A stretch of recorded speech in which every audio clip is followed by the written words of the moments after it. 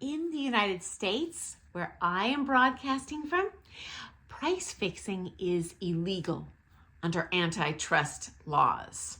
So what is price fixing? Basically, when competitors get together and kind of behind the scenes artificially establish, okay, we're going to charge this to keep prices high, inflated artificially higher than the market value would generally dictate.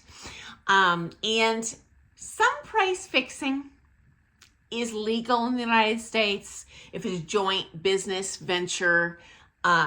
If you are a studio owner and you have employees, you can say, okay, you are this skill level. All the teachers at this level will charge X dollars for a lesson. Franchise studio, that's a situation where you legally, could arguably control a large market share of the pricing by saying this is what we charge in our company.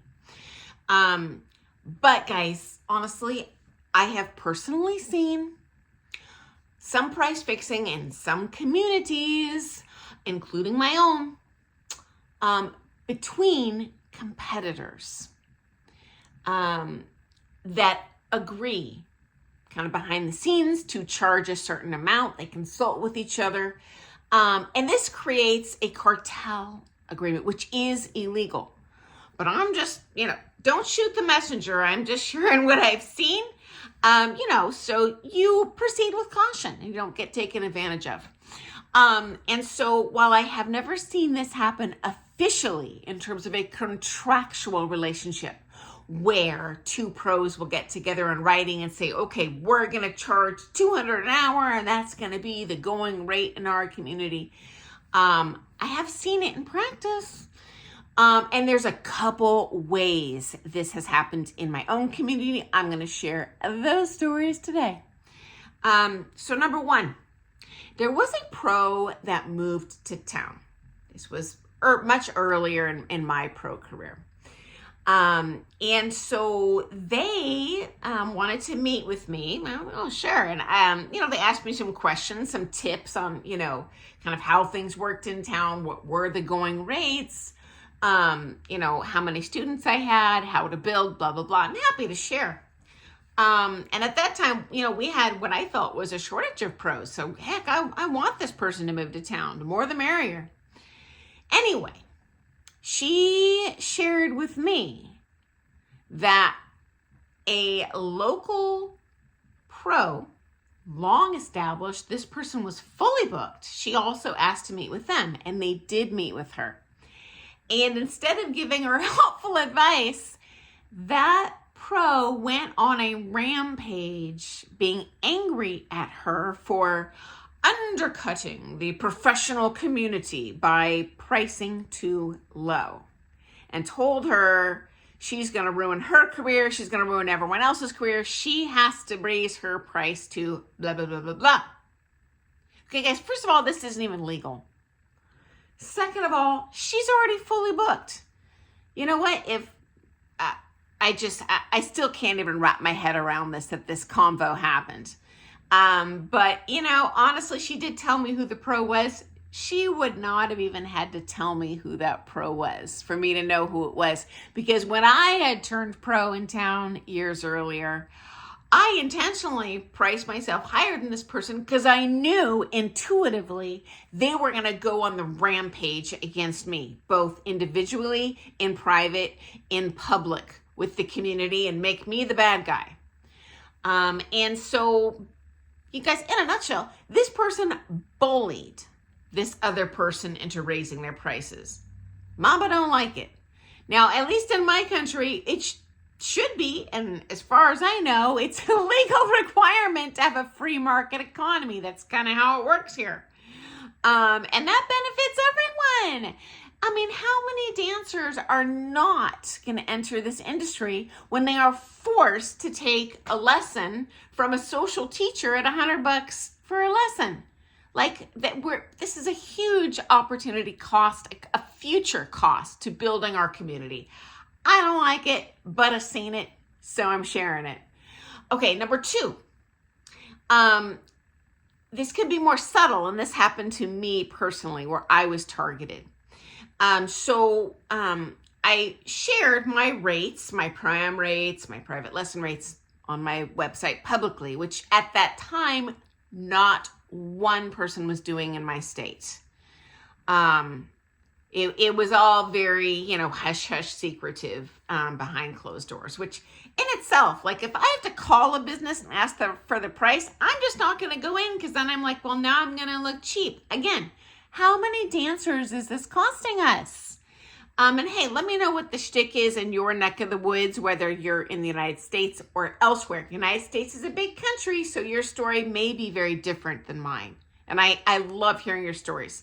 Just as interesting to me as hopefully, my stories are revealing to you. But anyway, after I did this, it wasn't like a week later, and I got several nasty grams, okay? Anonymous written emails, spiteful, hateful, telling me I needed to pull these off my website. I am undercutting the community. Honestly, guys, when I tried to respond, they bounced back to me. These are fake, emails because they don't want me to know who they are, which again, makes me think it's probably from the same person. And I'm not a betting man, but it could be the same person who years later tried to bully this other pro into raising their prices. But, as such, guys, I don't want to make enemies in my community, in my professional community. You know what? If you're a rocket scientist, you don't want drama. You just want to go to work, do your job, love what you do, go home.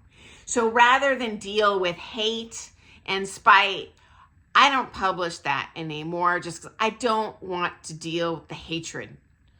It's hard, who wants to make enemies? And it's a shame. It's just, I don't like it, I guess is what I'm saying. It upsets me. I don't think it's good for our industry, and I think it's horrible. If you're a teacher and doing this, get back in your lane. What I charge is my business. And I told this person who moved to town, you know what? Stuff it. You charge what you feel you're worth. And you should do that. Because guess what? In a free market economy, if you are worth X dollars, you charge X dollars. If you're fully booked and you don't want any more lessons, hey, raise your prices. You can effectively price yourself out of students. You know what? If you don't want to teach as much, and for me, I love teaching. I would do it 24/7 if I could, but you know what? I'm not getting any younger. And certainly as we mature realistically, even as really fit, lifelong dancers, yeah, our body poops out on us. But, fortunately it is something. I've danced with many older pros that are amazing, but you know what? Are they able to teach 40 hours a week? Not realistically, just being honest.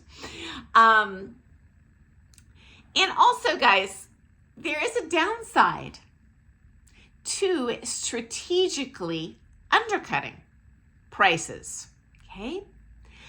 I have seen many really solid, capable pros go out of business, have to change careers, don't even dance anymore because they wanted to serve the community. They wanted to grow fast. Guess what? You price yourself cheaper than everyone else, you are going to grow fast. But guess what? It's not necessarily financially sustainable.